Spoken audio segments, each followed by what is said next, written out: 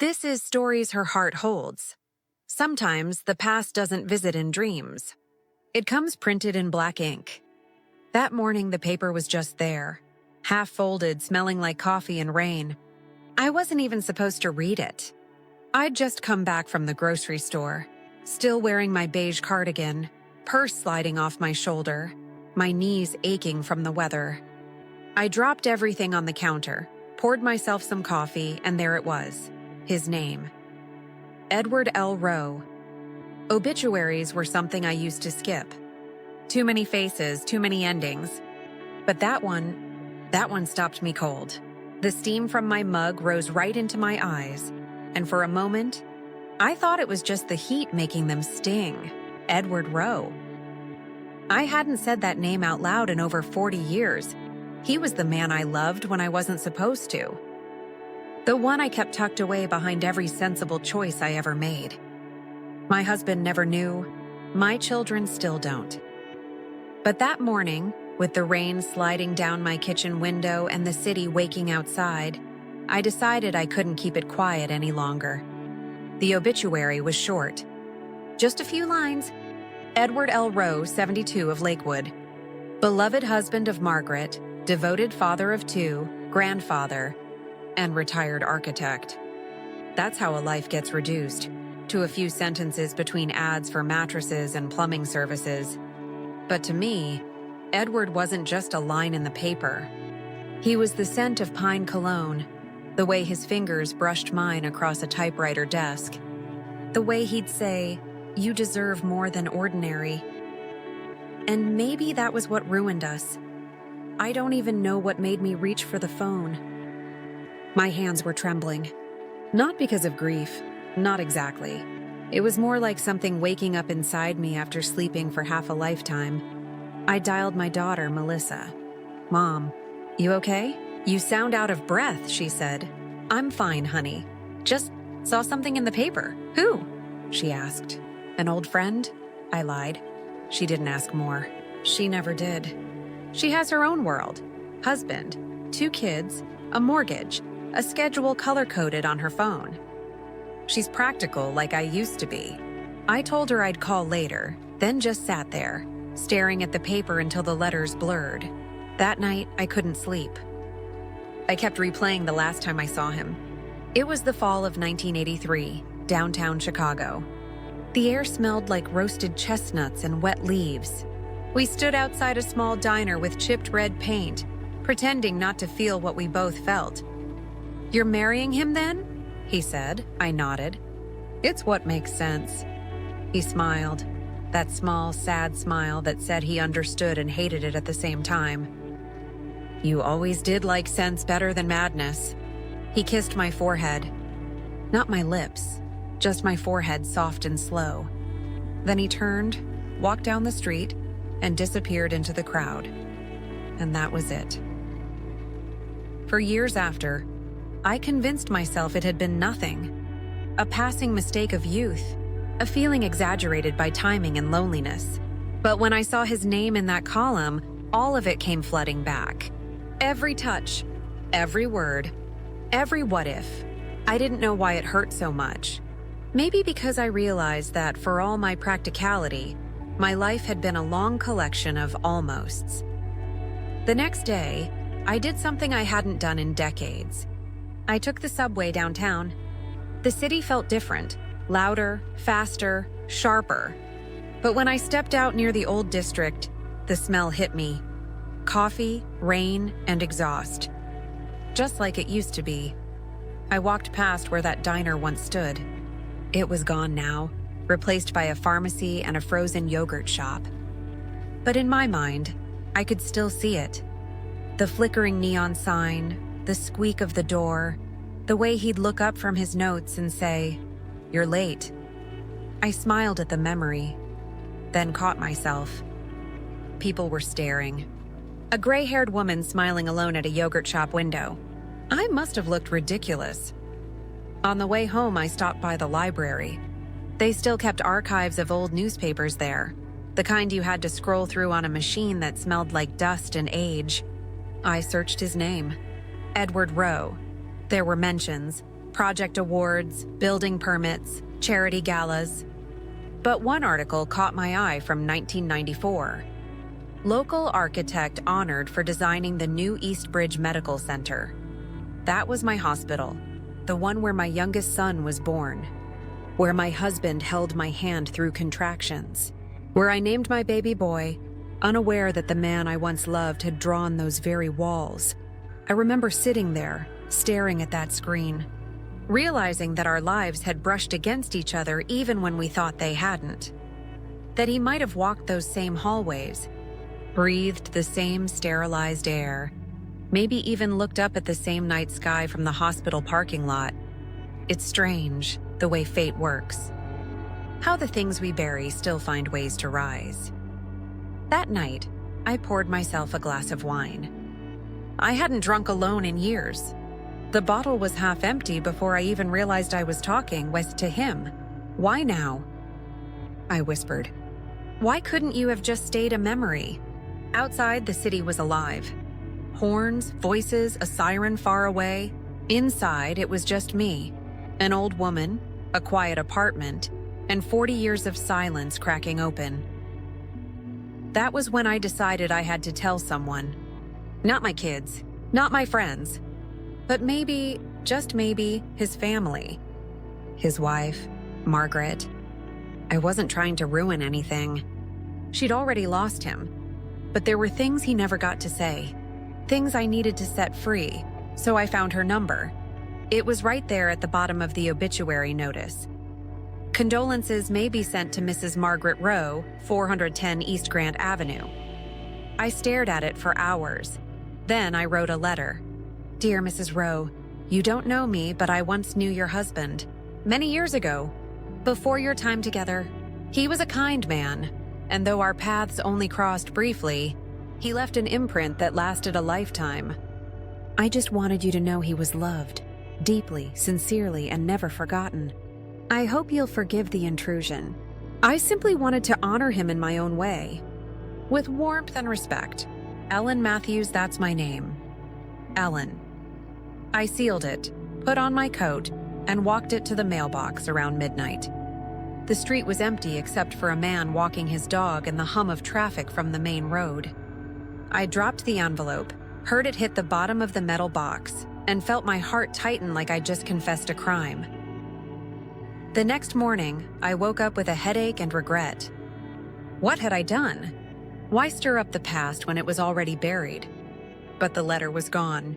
Out there, on its way to a stranger who'd probably hate me for sending it. Still, somewhere inside me, there was relief, like I'd finally taken a breath after holding it for too long. That feeling lasted about 2 days. Then, on the third evening, my phone rang. Mrs. Matthews? A soft voice asked. Yes? This is Margaret Rowe. I hadn't heard that name, Margaret Rowe, in over 40 years. And now it was speaking into my ear. Her voice was calm, measured, older than I expected, but gentle in that way people sound when they've known both joy and loss. I got your letter, she said. It surprised me. My mouth went dry. I'm sorry if it upset you. That wasn't my intention. No, she said after a pause. It didn't upset me, it just made me curious. I didn't know what to say, so I said the safest thing I could think of. He was a good man. Yes, she said softly. He was. There was a silence then, not awkward, just full of things neither of us could quite name. Finally, she spoke again. Would you like to meet? I don't know what possessed me to say yes. Maybe guilt, maybe nostalgia, or maybe I just wanted to see the woman who'd lived the life I could have had. We decided to meet that Sunday, at a cafe on Lakeview Avenue, halfway between her suburb and mine. I almost canceled twice that morning. But then I looked out the window and saw the clouds parting, sunlight warming the street, and I thought, maybe this is supposed to happen. The cafe was bright, filled with chatter and the smell of roasted beans. I sat near the back, clutching my purse like a lifeline. When she walked in, I knew it was her before she even looked my way. Margaret Rowe, tall, silver-haired, wearing a navy coat and pearls. She had that quiet grace of someone who'd been loved well, or at least had learned how to pretend she was. She spotted me and smiled. "Ellen." I stood, nodded, and we shook hands. Her palm was cool, steady. "I wasn't sure what to expect," she said, sitting down. Neither was I. We ordered coffee, black for her, decaf with cream for me. The small talk came first, as it always does. The weather, traffic, the price of groceries. But beneath it, something pulsed. Curiosity, tension, maybe even fear. Finally, she leaned in. "How did you know Edward?" I stared at my hands. "He and I worked together a long time ago." Her eyes softened, but there was a flicker, a quick calculation behind her expression. "Ah, at the firm?" "Yes," I said. "In the drafting department." "I see." She stirred her coffee slowly. "He never mentioned you." "I'm not surprised," I said quietly. "It was a long time ago." She watched me for a moment, then said something that caught me completely off guard. "He always kept a picture of a woman in one of his old sketchbooks. Not me, I used to tease him about it. He said it was a client, but I always knew better. She was young with short dark hair, sitting by a window. Do you know who that might have been?" I froze. It was me. He'd taken that photo one spring afternoon when the light fell just right across my desk. I'd been typing and he said, "Don't move," before snapping it with that old Nikon camera of his. "You have a good angle with the sun," he'd said, smiling. Now, 40 years later, his wife was sitting across from me describing that same photograph. I took a slow breath. "I think I might." She nodded, her eyes gentle. "I thought so." We talked for nearly 2 hours. About Edward, about life, about how time folds over itself like fabric, softening the sharp edges but never erasing them. She told me how they'd met, a gallery opening in the late 70s, how he'd asked for her number by scribbling it on a napkin, how they'd built a life, 2 kids, a house, a string of Christmas cards full of smiling faces. I smiled and nodded, but inside, something twisted. Because every story she told was another door closing on what might have been mine. Then she said, "He spoke about regret sometimes. He'd say, 'We all leave something unfinished.' I never asked what he meant. Maybe I was afraid to know." I looked at her, and in that moment I saw not a rival, but another woman who'd lived half her life in quiet acceptance. We weren't enemies. We were 2 sides of the same story. When we parted, she hugged me. It wasn't a polite hug. It was long, human, warm. "You gave me a piece of him I didn't know I was missing," she whispered. "And you gave me a piece I never had," I replied. She smiled, her eyes glistening. I think he would have liked that. On the ride home, the city lights blurred past the window. For the first time in years, I felt something lift off my chest. Like I'd finally set down a secret I'd been carrying too long. But peace never lasts, does it? 2 days later, there was a letter in my mailbox. No return address. Just my name, written in careful handwriting. Inside, there was a single sheet of paper. "Mrs. Matthews, if you want to know the truth about Edward Rowe, meet me at the old Lakeside Library this Friday at 4 p.m. Don't tell Margaret." A friend at first, I thought it was a cruel joke. Who would do something like that? Then again, who else knew about my connection to Edward besides Margaret? And maybe someone who'd seen us that day at the cafe. I turned the letter over.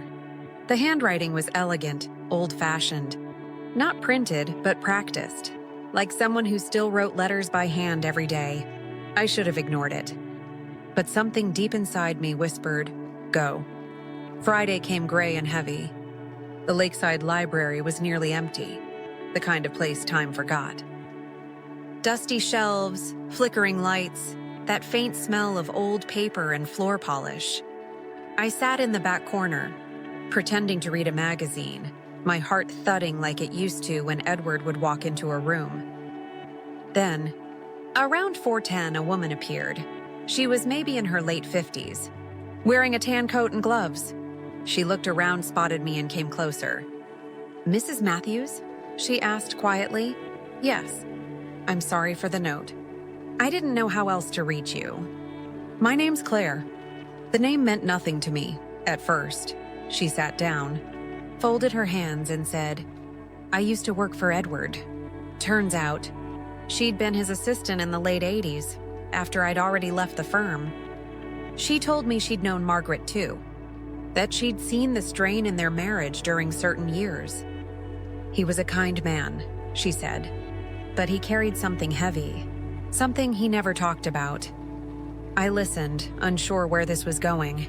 Then she slid something across the table, a small yellowed envelope. On the front, in Edward's handwriting, were the words, "For Ellen." My throat tightened. "I found it when we cleared his office after he passed," Claire said softly. "I didn't know who you were until I saw your letter mentioned in his wife's things. I thought maybe you should have this." I stared at it, afraid to touch it. The paper looked fragile, like it might dissolve if I breathed too hard. "Did you read it?" I asked. She shook her head. "No, I thought about it, but it didn't feel right."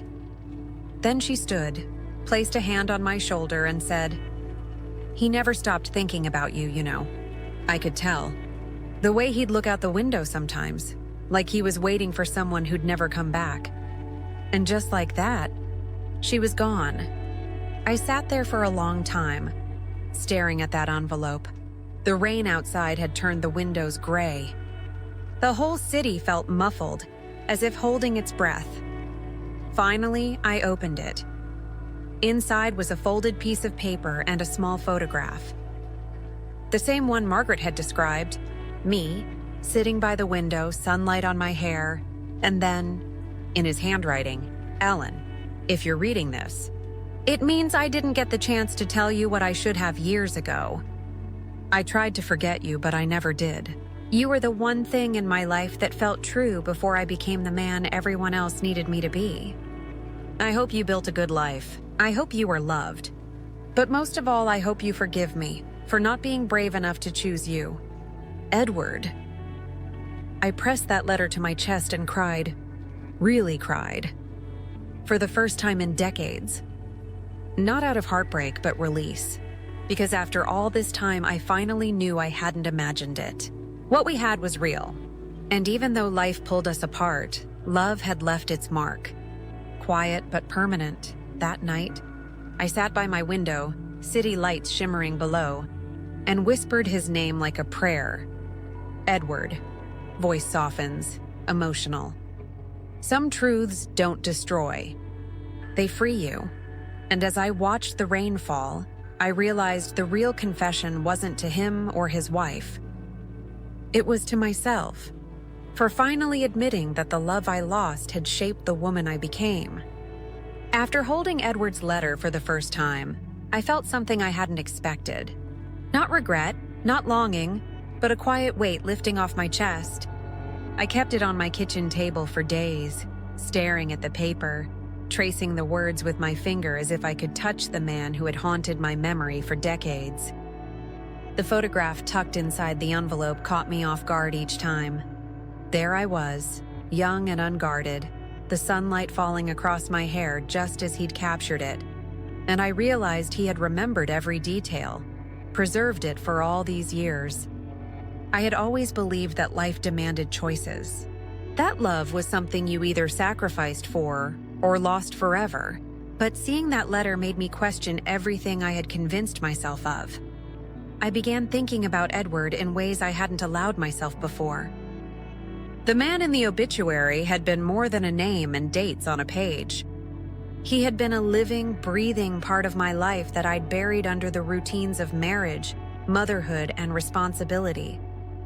Every Sunday morning, every holiday, every milestone had passed, and Edward's memory had slipped quietly into the background, waiting for this moment to surface. The idea that he had carried me with him for decades was overwhelming. I wondered what his final years were like, whether he had ever thought about reaching out, whether he had spoken my name in the quiet of his home when Margaret wasn't around. Those questions hovered like smoke, impossible to grasp. The envelope from Claire had opened a door. The thought that someone else had known, someone who had been close to him, made me realize there were pieces of Edward's story I hadn't seen.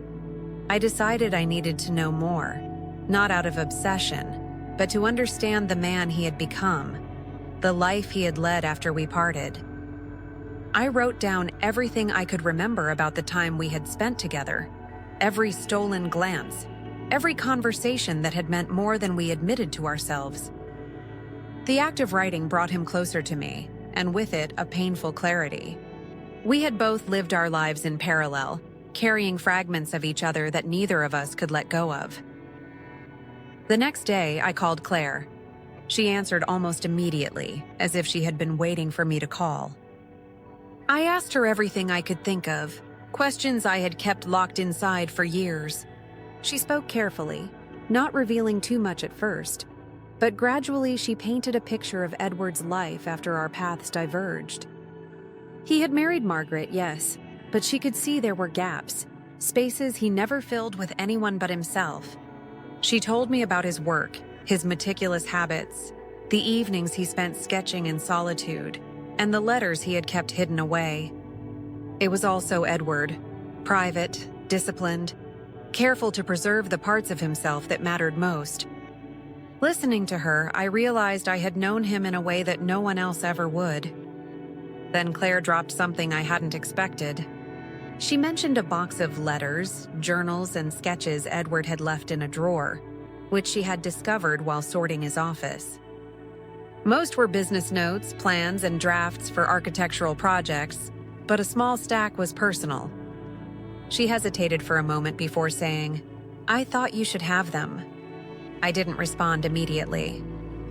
Receiving them felt dangerous, like opening a door to a past I wasn't sure I was ready to face.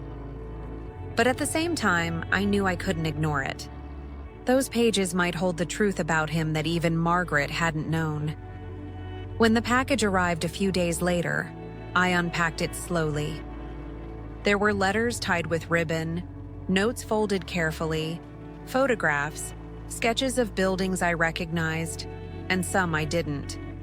I sat at my dining table and began with the letters. Each one was addressed to me, unsigned but unmistakably Edward's handwriting. They began shortly after we parted, when I had married and moved to the suburbs. He wrote about his work, about moments that reminded him of me, about feelings he tried to keep secret. Reading them was like listening to a voice from the past, clear and full of emotion, speaking directly to me. The words were tender, regretful, loving. He had never stopped remembering me, and now I had proof. One letter, in particular, stopped me cold. It was dated the month before his death. He wrote about his regrets in life, about the choices that had kept us apart, and about his hope that I had found happiness even if it wasn't with him. He mentioned Margaret by name, expressing gratitude for the life they shared, but he also confessed that there had always been a part of him that belonged to someone else, me. He wrote that he wished he had been braver, that he had wanted to tell me everything long before it was too late. His handwriting wavered in places, smudged with tears or perhaps haste. I realized then that Edward had carried the weight of our love, hidden in plain sight, for decades. The discovery of these letters forced me to confront choices I had never truly questioned. I had lived a life of practicality, always believing I had chosen the right path. I loved my husband, I adored my children, and I had built a comfortable life. But part of me had always known there was a missing piece, a chapter of my heart that remained unopened. Now, reading Edward's words, I understood what had been missing. It was not about regret or betrayal. It was about acknowledging the depth of feelings we once shared, and recognizing that love does not always follow the rules of life. As I continued through the stack, I came across sketches of buildings he had designed in those later years, each one with tiny notes scribbled in the margins. Some were purely architectural, but others contained personal reflections, poems, and fragments of thoughts that read like private confessions. There were even a few sketches of me, done from memory, capturing moments we had shared. The angle of sunlight across my hair, the way I held a cup of coffee in the morning, the slight smile that Edward had always remembered. Seeing myself through his eyes was both thrilling and painful. It reminded me that even in absence, we can leave a profound mark on someone's life. The more I read, the more I understood the complexity of Edward's final years. He had lived a life that appeared orderly, respectful, and conventional to everyone else. But underneath it all, he had held on to memories that never faded. He had loved Margaret, yes, but he had also never forgotten me. That realization changed everything I had thought about love, fidelity, and the choices we make. Life is not about perfection or following the rules. It is about honesty, courage, and the willingness to confront the truths that live quietly inside us. By the time I finished the last letter, the city outside my window was dark, lights twinkling like stars reflected in puddles from the evening rain. I sat there in silence, overwhelmed by a mixture of sadness, gratitude, and longing. Edward was gone, and yet, in a way, he had returned to me through these words. The past was no longer a burden or a secret. It was alive, breathing in the room with me, demanding acknowledgement. The letters also forced me to make a decision. Margaret had been gracious and kind, accepting the fact that I had once known Edward intimately. But now, with these letters, I had to confront the truth fully, for myself, for my children, and for the memory of Edward. It was no longer enough to honor him privately. I needed to integrate this part of my past into my present, to embrace the love that had shaped me without letting it destroy the life I had built. I wrote to Margaret again, thanking her for allowing me the grace to speak my truth and to remember Edward without guilt. I also wrote to my children, carefully, honestly, explaining that there were parts of my life that I had never shared, that sometimes love appears in ways we cannot control, and that the people we care for can leave permanent imprints on our hearts, even if life takes us elsewhere. It was a difficult letter, but one I felt compelled to write. In the weeks that followed, I revisited Claire several times. She helped me organize the letters, photographs, and sketches. Together, we pieced together the story of Edward's life in those final decades, uncovering layers of tenderness, regret, and quiet devotion that no obituary could ever capture. Through this process, I realized that the truth I had been afraid to tell was not only about love, but also about courage. The courage to face memories, to acknowledge feelings, and to honor a past that had shaped who I had become. Finally, one evening, I sat alone at my kitchen table. The letters spread around me. I thought about Edward, about Margaret, about the life we all had lived. I realized that love, even when it is hidden or delayed, can transform a life quietly and completely. I whispered his name to the empty apartment, no longer as a confession, but as a tribute. I finally understood that truth is not something to hide. It is something to embrace, even decades later, because only by acknowledging it can we find peace. And in that moment, I felt it, a sense of closure, warmth, and connection that spanned time and distance, a feeling that Edward had always wanted me to have, the knowledge that our love, once buried, had never truly been lost. After days spent reading Edward's letters and examining the sketches he had left behind, I thought I understood him, thought I had finally pieced together the man he had become after we parted. But life has a way of keeping its surprises, and I learned that Edward's story wasn't finished revealing itself. It was hidden in the quiet corners, in the things he never spoke aloud. One morning, I went through the last envelope Claire had given me. It had been at the bottom of the box, worn and delicate. Inside was a small folded sheet of paper and a tiny key. My fingers trembled as I held it. I had no idea what the key opened, but something in me knew it belonged to a place only Edward could have kept it. I spent the day trying to figure it out. I called Claire, but she didn't know either. She suggested the old apartment he had rented after we stopped seeing each other, before Margaret came into his life. It had been cleared long ago, and she wasn't even sure if it still existed. I didn't care. I had to find out.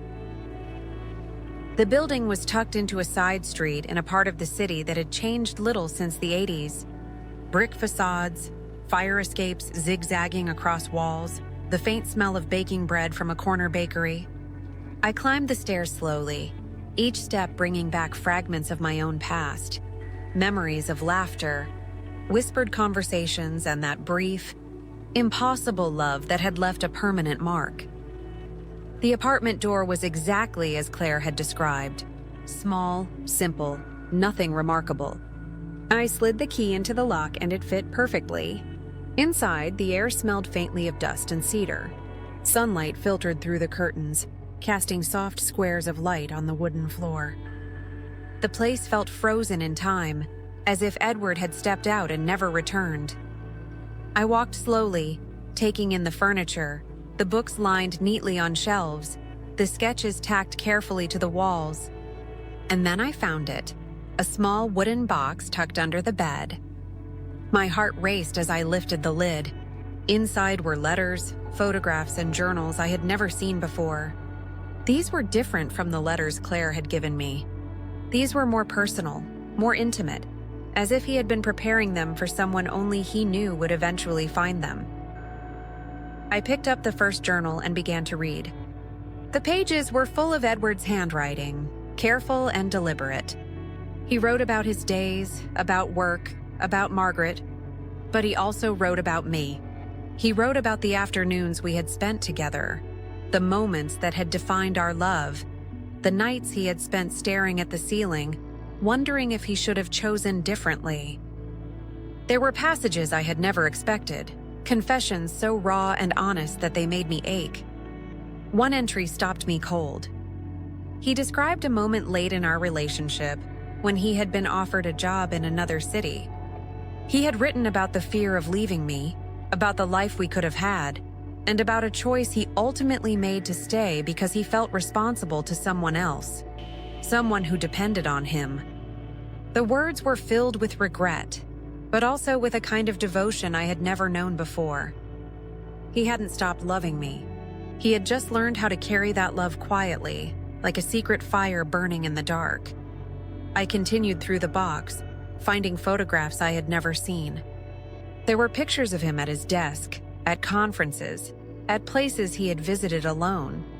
And then I found a photo of me, taken without my knowledge, probably the last time he had seen me before our lives diverged.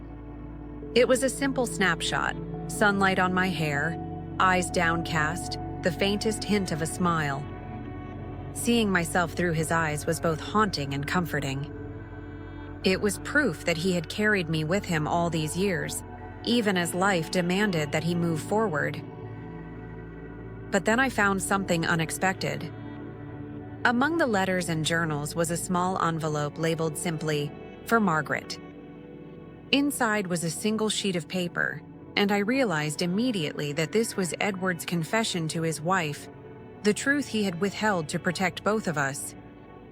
He wrote that he had loved me before meeting her, that his heart had carried a part of me always, but he had chosen her and committed fully to their life together. He asked her to forgive him for anything left unsaid, and to understand that some things are too delicate to disturb, even when they linger in memory. Reading that, I felt a mixture of relief and sorrow. Edward had been honest in the only way he knew how. He had loved us both in different ways, and he had tried to navigate life with care, without destroying anyone in the process. I understood finally that love is not always about possession or declaration. Sometimes it is about understanding and quiet devotion, the kind that shapes your life even when it cannot be openly acknowledged. I left the apartment slowly, carrying the box with me, feeling the weight of his life in my hands. Outside, the city moved on, oblivious to the truths hidden in small apartments, in letters, in the hearts of those who had lived long and loved deeply. I thought about Margaret, about Claire, about my own life. I realized that Edward's love had given me a gift I had never recognized until now: the courage to embrace my memories, to honor the past without letting it dictate my present. When I returned home, I placed the box on my dining table and sat with it for hours. I reread letters, examined photographs, traced the curves of his handwriting with my fingers. It was as if Edward was speaking to me, teaching me once more about love, about patience, about the delicate art of living fully even when life is imperfect. That night, I called Margaret. We spoke quietly, sharing the pieces of Edward's story that only we had known. There were tears, there were smiles, and there was an unspoken understanding that we had both loved him in our own ways. She thanked me for finding the letters, for respecting him, for honoring the past. And I thanked her for giving me permission to remember, to grieve, to celebrate what had been ours together. In the days that followed, I felt lighter, freer. The past no longer weighed on me with the heavy chains of secrecy. Edward's life, his love, his regrets, and his devotion had become part of my own story, not as something to mourn, but as a gift to hold. I understood then that love, even when hidden, has a power that endures, shapes us, and ultimately redeems us. I knew I would never stop thinking about Edward. I didn't want to, but now, for the first time, I could carry those memories openly, without shame or fear. The secret he had left behind had become my truth, and in embracing it, I had found a peace I hadn't believed was possible. Life continued, as it always does, with its small joys and inevitable heartaches. But I walked through it differently now, carrying Edward's love in my heart, and knowing that the truths we keep, even those hidden for decades, can shape a life, heal old wounds, and remind us that the deepest loves never truly fade. After discovering Edward's letters and the hidden box, I spent days sitting in my apartment, thinking about the life I had lived and the love I had left behind. I realized that understanding Edward's choices had forced me to confront my own. I had married a good man, had children I adored, and built a life filled with comfort and stability. But stability had come at the cost of a love that had once defined me. I couldn't pretend it didn't exist. I had to acknowledge it, not as a regret, but as a truth that had shaped who I was. I began by revisiting old photographs, looking at my younger self with eyes that were no longer clouded by guilt or shame. There were pictures of my children as babies, of family vacations, of holidays filled with laughter. And then there were the memories I had tucked away, the afternoons spent with Edward, the moments of quiet intimacy, the way the world seemed to slow down when we were together. They were separate but intertwined, like two threads of the same tapestry. I realized that life had allowed both, and perhaps that was the point. One evening, Melissa came over. She had noticed my absence, my distant stare, and she wanted to talk.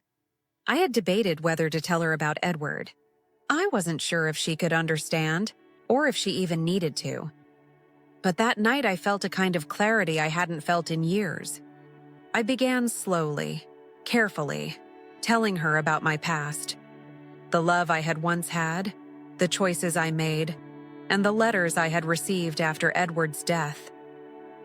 Her eyes widened at first, then softened. She asked questions, some practical, some searching. I answered honestly, recounting moments I had long buried. As I spoke, I saw her understanding grow. Not judgment, not shock, but a recognition that love is not a simple thing, that it can be layered, complicated, and enduring. I realized then that telling the truth to my children wasn't about confessing a sin or a failure. It was about sharing a part of myself that had always been alive, even when hidden. After Melissa left, I thought about Margaret. I had reached out to her once and we had spoken, but now I wondered if she truly understood the depth of Edward's feelings for me. I debated whether I should contact her again to express my gratitude to acknowledge the complexity of the love we had shared with the man she had known so completely. Finally, I decided to write her a letter, not as a confession, not as a claim, but as a gesture of respect and acknowledgement. I thanked her for her kindness, for allowing me to honor Edward's memory, and for giving me the chance to hold the truth without shame. Days later, I received a reply. Margaret's letter was gentle, filled with warmth and understanding. She spoke of Edward's devotion to both of us in different ways, and how he had carried his love quietly, ensuring that neither of us was diminished by the truth. She thanked me for honoring him and for keeping his memory alive in the way he would have wanted. Reading her words, I felt a sense of peace settle over me, a peace that came from knowing that the past, no matter how complicated, could be acknowledged without destroying the present. With Margaret's blessing, I felt ready to face my own life fully, to integrate the love I had once shared with Edward into the story of who I had become. I began small, revisiting old places in the city where we had once walked together. The streets had changed, new buildings replaced old ones, and yet the memory lingered in the angles of sunlight, the smell of coffee, the rhythm of footsteps on wet pavement. Each visit reminded me that love leaves traces, not just in hearts but in the world around us, in the ordinary moments that continue long after the people who shaped them are gone. I also returned to the letters, reading them not as confessions or regrets but as lessons.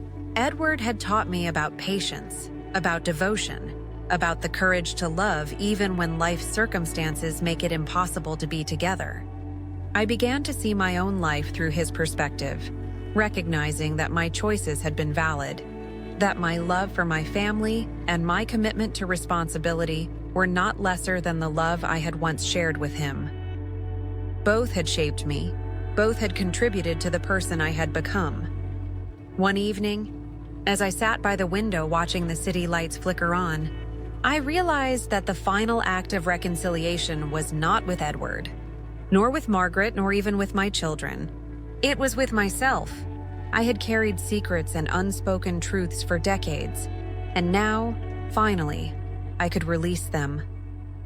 I could honor my past without letting it control my present. I could love freely in the memories that remained without longing or regret. The letters, the photographs, the sketches, they were all reminders that love endures, that life is full of layers, and that truth, once embraced, can be liberating. That night, I wrote in my journal, recounting every memory, every feeling, every truth I had discovered. I wrote for Edward, for Margaret, for my children, but mostly I wrote for myself. I acknowledged the love that had been lost, the life I had lived, and the peace I had finally found. Writing it down made it real, tangible, and I felt lighter, freer than I had in decades. The following morning, I took a walk through the park near my apartment. The air was crisp, the leaves turning golden in the early autumn sun. I thought about Edward, about Margaret, about the life we had all lived and the choices we had made. And I smiled, not with sorrow, not with longing, but with understanding. Life had given me a gift, the knowledge that love, even when hidden, endures. It shapes us, teaches us, and ultimately redeems us. I knew I would never forget Edward. I didn't want to. But I had finally made peace with the past, and in doing so, I was ready to embrace the present, to live fully, and to love openly in the ways that remained. The letters, the photographs, the memories, they were no longer burdens. They were treasures, a testament to a love that had been real, profound, and eternal. And for the first time in a long time, I felt whole. Weeks passed after I had made peace with Edward's letters and sketches. Life returned to its rhythms, but I carried a quiet anticipation in my chest, a sense that Edward's story still had one final truth to reveal. I didn't know what it would be, but something in the way he had hidden things, in the care with which he left his memories, suggested there was one piece I had not yet seen. It came unexpectedly. Claire called one afternoon, her voice unusually hesitant. "I found something else," she said. "When I was sorting through Edward's office, I came across a small notebook. It's different. I think you should see it." I felt a flutter of apprehension and curiosity. I agreed to meet her the next day. The cafe where we met was quiet, the hum of conversation in the background a steady accompaniment to my nerves. Claire placed the notebook in front of me, its leather cover worn and soft. She hesitated, then said, "I didn't read it. I thought it should be you." I opened it carefully, feeling the weight of Edward's presence with each turn of the page.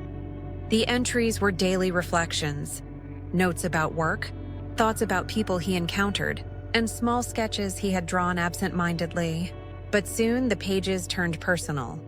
He wrote about moments that were clearly intended for me, reflections on our time together, and confessions about the ways he had longed to see me again, even as life pulled him elsewhere. The words were tender, painful, and impossibly alive. I realized then that Edward had written these entries for himself and for no one else, a secret he carried even from Margaret. Then I found it, a short passage, written in a hand slightly shakier than the rest, as if he had been aware of the fleeting time left to him. He wrote about a decision he had made in the last months of his life, a choice to preserve something only I could understand. He had arranged for Claire to ensure that I received all of his letters and sketches, but he had also left a hidden message for me, something he had wanted me to discover when the time was right. It was a map, hand-drawn, marking a small location on the outskirts of the city, a place Edward had loved, a spot we had never visited together but one he had imagined sharing with me. There was a note attached. "When you are ready, find this place. You will understand everything." My heart raced. I didn't hesitate. That weekend, I followed the map to a quiet lake on the edge of the city. The air was crisp, the water reflecting the gray sky in a mirror of soft ripples. A small wooden bench faced the lake, and on it a box. I recognized it immediately, not because of the label, but because of the careful, deliberate way it had been left. Inside the box were more sketches, letters, and a journal. These were different from anything I had seen before. Poems Edward had written, sketches of imaginary places for us to explore, reflections on our time together, and confessions of a love that had never faded. One entry stood out. It read, "If Ellen finds this, it means she has carried the courage to face the past. I want her to know that the love we shared was real. I never stopped loving her. I never will. May she find peace in the knowledge that our hearts once beat in sync, and may she carry that love forward, not as a burden, but as a gift." I sat on the bench for hours, reading and rereading his words. The wind rustled the trees, the water lapped gently against the shore, and I felt a presence beside me that was both comforting and achingly familiar. Edward had left this final revelation not as a confession or an apology, but as a legacy. He had entrusted me with the truth of our love, the depth of his feelings, and the understanding that some things are meant to endure quietly, without fanfare or drama. When I returned home, I carried the box carefully. I didn't share its contents with anyone. This was mine, a private connection to a love that had shaped me in ways no one else could understand. And yet, holding it, I felt lighter than ever before. The past, with all its complexity, was no longer a burden. It was a treasure chest of memory, devotion, and truth. I thought about Margaret and Claire, about my children, about the life I had lived. I realized that Edward's final gift was not only the letters and sketches, but the understanding that love can endure, even when separated by decades, by circumstance, by life itself. His love had shaped me, strengthened me, and now, in this quiet revelation, had set me free. That night, I placed the box on my bedside table and looked at the city lights outside my window. I felt Edward's presence, not as a ghost, not as a memory, but as a part of me, a quiet, enduring force that had carried through time. I whispered his name and smiled, knowing that our love, once hidden, had finally been acknowledged, honored, and understood. For the first time in my life, I felt complete. After finding Edward's final gift by the lake, I felt a sense of calm I hadn't known I could carry. Yet, as peaceful as I felt, there was still one truth I hadn't fully shared, one confession I had kept even from myself. I realized that receiving Edward's letters, sketches, and the hidden box wasn't just about remembering him. It was about finally telling my own story, owning the love I had experienced, and embracing the part of my life that had remained silent for decades. I began by sitting down to write. Not letters to Margaret, not journal entries for Claire, not even notes to my children. I wrote for myself, pouring out the memories I had held close, the emotions I had carefully folded away, the truth of a love that had shaped who I was. I wrote about the afternoons in Edward's apartment, the quiet mornings spent together, the feeling of sunlight on his sketches, and the way his voice could make the ordinary seem extraordinary. I wrote about the pain of leaving him, the life I had chosen, and the years I had carried the secret of my heart. The act of writing was more liberating than I could have imagined. Each sentence was a small release. Each memory acknowledged a step toward freedom. I realized that I had spent too long fearing the consequences of honesty, imagining that admitting the past would unravel the life I had built. But the opposite was true. In acknowledging the truth, I found strength, clarity, and a deeper understanding of myself. When I finally finished, I set the pages aside and looked around my apartment. The letters, photographs, and sketches were neatly organized now, a tangible reminder of Edward's love and devotion. They were no longer burdens but treasures, evidence that love endures even when circumstances prevent it from being fully realized. I thought about Margaret and Claire, about my children, about the life I had lived. Every choice I had made had led me here, to this moment of acceptance. I decided it was time to share the truth with my family. I gathered my children one evening, sitting them down around the dining table. Their expressions were curious, perhaps apprehensive. I took a deep breath and began to speak, carefully, honestly, and without embellishment. I told them about Edward, about the love we had shared, about the letters and sketches, and about the lessons I had learned from carrying that love through the years. I spoke about the importance of acknowledging the past, about the way love shapes us, and about the courage it takes to face memories we have long avoided. There were moments of silence, moments where their eyes softened, and moments where I could see understanding dawning. I didn't expect them to fully grasp it, but that wasn't the point. The truth was not about their approval. It was about finally releasing the weight I had carried, about living authentically and without shame. When I finished, there were tears, yes, but also smiles, and a sense of connection I had not anticipated. In telling my truth, I had opened a space for honesty, empathy, and love to flow freely. In the days that followed, I revisited the lake where Edward had left his final gift. The bench, the water, the gentle rustle of the trees, it all felt sacred now. I placed the letters and sketches carefully on the bench, letting the wind touch them, as if returning them to the place where his love had been most alive. I whispered his name one last time, feeling gratitude instead of longing. I knew that love does not disappear. It simply transforms, leaving its mark on the heart and guiding us forward. Returning home, I felt lighter than I had in decades.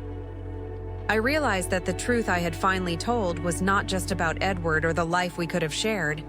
It was about honoring myself, embracing my choices, and accepting the entirety of my story. The joy, the sorrow, the love, and the losses. It was about carrying my past not as a secret, but as a source of strength and wisdom. That night, I sat by my window, watching the city lights twinkle against the dark sky. I thought about Edward, Margaret, Claire, my children, and the life I had built. I realized that love, even when hidden or delayed, has the power to shape us, to teach us, and to bring us to a place of peace. I whispered his name quietly, a final acknowledgement of a love that had endured through time, distance, and circumstance. And in that quiet moment, I finally felt complete. I had told the truth. I had embraced the past, honored the love I had known, and accepted the life I had lived. The secrets, the letters, the sketches, they were no longer shadows in my heart. They were light, guiding me forward, reminding me that love, in all its forms, is never truly lost. I closed my eyes and smiled, knowing that the past and present had finally come together. The story of Edward and me was no longer a hidden chapter. It was mine to carry, and in carrying it, I had finally found freedom, understanding, and peace. The truth I had waited decades to tell was no longer a secret. It was alive, real, and eternal, just as love itself is.